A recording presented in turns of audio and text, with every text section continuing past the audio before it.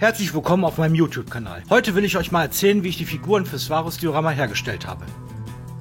Ich hatte vor, die Figuren wieder selber zu gießen, wie auf dem Waterloo-Diorama, aber leider gibt es dafür keine dementsprechenden Formen, also habe ich mich entschlossen, 1:72 Figuren dafür zu verwenden.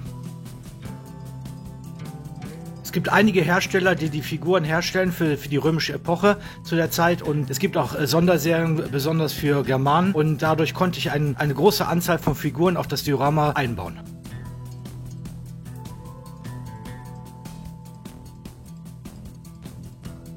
Ich hatte vor, auf dem Diorama ca. 4000 Figuren zu verbauen. Das zahlenmäßige Verhältnis dann zwischen Germanen und Römern war natürlich entscheidend, um ein vernünftiges Diorama herstellen zu können.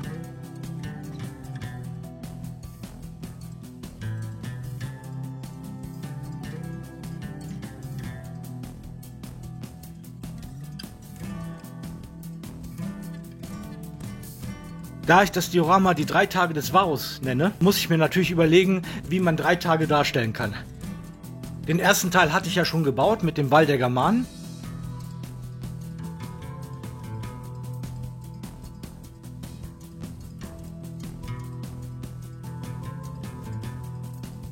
Und dann musste ich mir überlegen, okay, was kommt danach? Danach habe ich die Wiesenflächen gemacht, mit ein bisschen Moor noch dazu.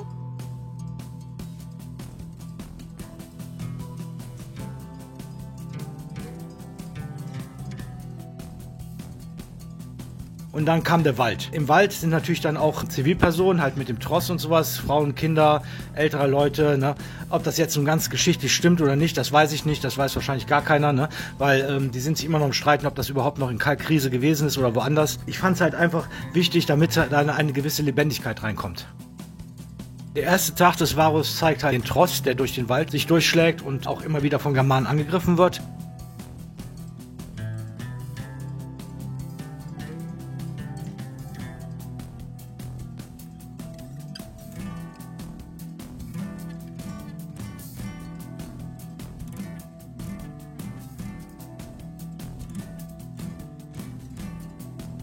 Dann kommen sie durch den Wald und versuchen sich zu formieren und werden wieder von den Germanen angegriffen, sodass sie eigentlich keine Chance haben, sich wirklich zu formieren.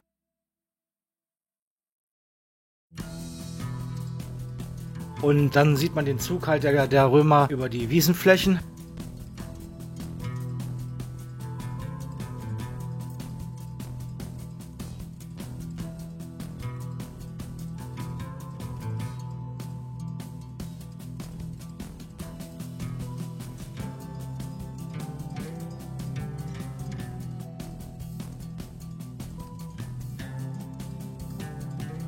Dann kommen sie halt an diesen Wall, den es gab oder auch nicht gab, man weiß es nicht so genau. Der Varus ist auch zu sehen, den habe ich mal einfach auf so ein schönes weißes Pferd gesetzt.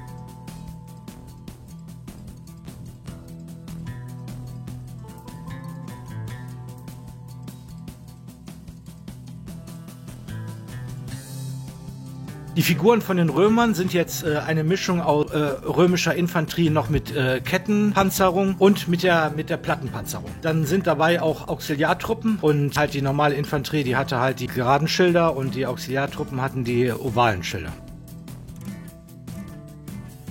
Interessant war die Bemalung der germanischen Figuren. Ich konnte halt viele unterschiedliche Farben benutzen, die natürlich jetzt nicht so knallig werden, weil die hatten damals, glaube ich, noch nicht so die Farben, dass das so heftige Stoffe waren, also von den Farben her. Aber ich glaube schon, dass sie jetzt nicht nur grau oder braun hatten.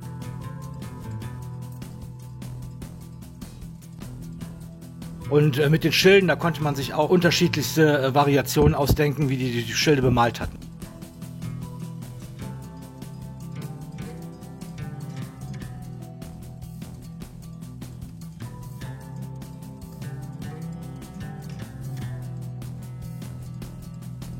Interessant war es auch, die Figuren umzubauen, zum Beispiel Tote, Verletzte, oder da habe ich zum Beispiel die Körper in der Mitte durchgeschnitten und dann halt andere Unterkörper drunter gesetzt mit einem anderen Bewegungsablauf. Es musste natürlich auch passen. Und wie gesagt, halt Figuren, die jetzt Speer durch den Bauch gekriegt haben, oder der andere hat einen Pfeil durch den Hals bekommen, ja, und so weiter und so fort. Das war halt sehr interessant. Da konnte man ein bisschen seiner Kreativität freien Lauf lassen.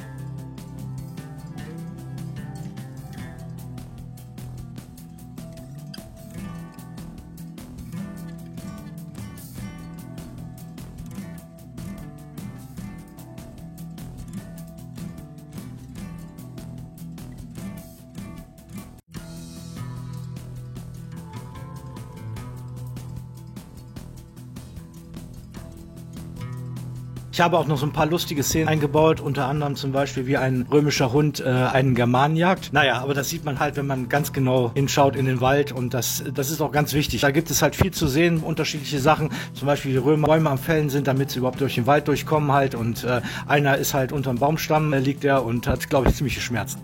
Und es ist auch noch, wenn man genau hinschaut, ein Germane, der versteckt sich hinter den Steinen, um seinen Jungs zu signalisieren, die Römer kommen. Also wenn ihr das Varus-Diorama nochmal in Person sehen wollt, unter anderem, dann kommt doch einfach zu meiner Ausstellung in Köln-Braunsfeld in 50858 Köln, Eubner Straße 84. Ich hoffe, euch hat das Video gefallen und wir sehen uns bei dem nächsten.